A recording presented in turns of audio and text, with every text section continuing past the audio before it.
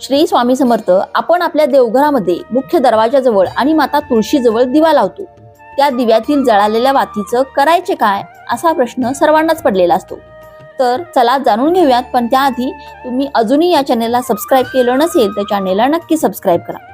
ज्योतिषशास्त्रानुसार दिव्यातील जळालेली वात कचऱ्यात किंवा इकडे तिकडे टाकू नये आणि तीच वात पुन्हा पुन्हा देखील वापरू नये. तर दिव्यातील जळालेली वात एका छोट्या डब्बीत गोळा करून ठेवावी आणि दिवा स्वच्छ करून मगच त्यामध्ये दुसरी नवीन वात टाकावी. जळालेली वाती 10 दिवसांपर्यंत डब्बीत गोळा करून 11व्या दिवशी धूपदानीमध्ये त्या वाती घेऊन किंवा एका मातीच्या पणतीत त्या वाती घेऊन त्यामध्ये 4 कापुराच्या वड्या आणि 4 लवंगा घेऊन प्रज्वलित कराव्यात आणि याचा धूर सर्व घरभर पसरवा.